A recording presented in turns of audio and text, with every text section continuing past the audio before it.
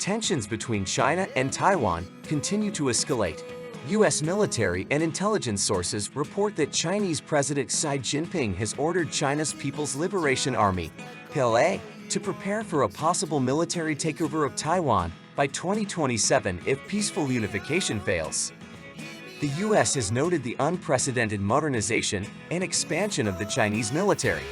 The recent incident of a former Chinese naval officer infiltrating the mouth of the Danchu River in Taiwan has raised serious concerns. The area is key to the defense of Taipei's political and economic center. The incident has exposed vulnerabilities in Taiwan's coastal defenses and suggests that the PRC may be testing the island's defense capabilities. Former U.S. Deputy National Security Advisor Matthew Pottinger warns that under Xi Jinping's leadership, China has formed a new axis of chaos with Russia and Iran. Beijing is actively forming alliances, having become the largest supplier to the Russian war machine and a major economic sponsor of Iranian terrorism. Pottinger believes that the CCP's intention to overthrow U.S. military dominance is now evident. In response to China's growing military power and threat to Taiwan, the U.S. is developing a comprehensive deterrent strategy. A key element is the Hellscape concept proposed by Samuel Paparo, head of the U.S. Indo-Pacific Command. According to this concept, in the event of an attempted Chinese invasion of Taiwan, the U.S. would rapidly deploy large numbers of unmanned combat platforms, including thousands of drones, unmanned surface and underwater vehicles, in the Taiwan Strait.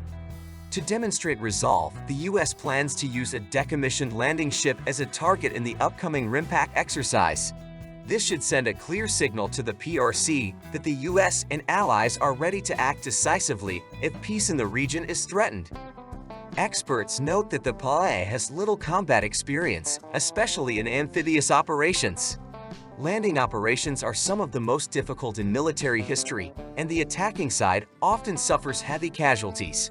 Success usually requires a threefold superiority in force over the defending forces. Given Taiwan's troop strength, China would need to commit at least 600,000 troops, which poses enormous logistical challenges. Historical experience shows that a successful landing requires sea dominance. China does not have many of the conditions necessary for a successful landing on Taiwan right now, while Taiwan's defenses are much stronger. The PRC has insufficient landing ships and limited artillery support capabilities from the sea. The PLA Air Force would face serious challenges in a conflict in the Taiwan Strait, inferior in quantity and quality to the air forces of the United States and its allies. Given the current military balance, a full-scale PRC invasion of Taiwan would be extremely costly. The PRC has significant gaps in air superiority, long-range firepower, and amphibious capabilities.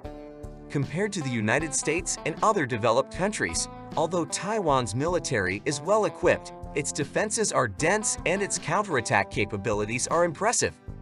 For the PRC, achieving a guaranteed victory in the Taiwan Strait requires breakthroughs in several key areas, making an invasion extremely risky and costly in the short term.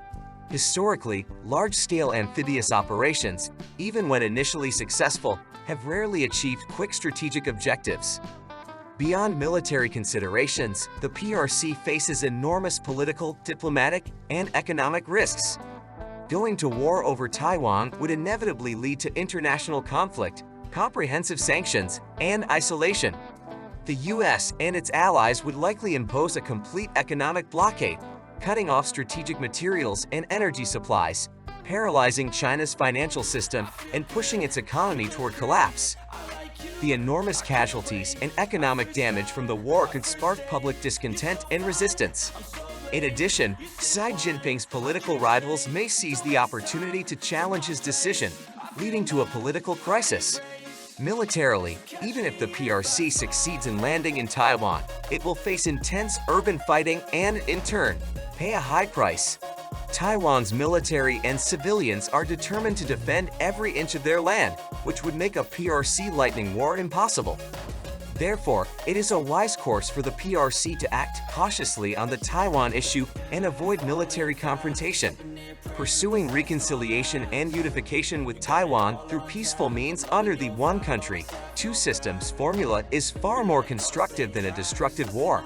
After all, war is never the best way to resolve disputes. It only brings death, destruction, and unpredictable catastrophic consequences. Thank you for watching this video.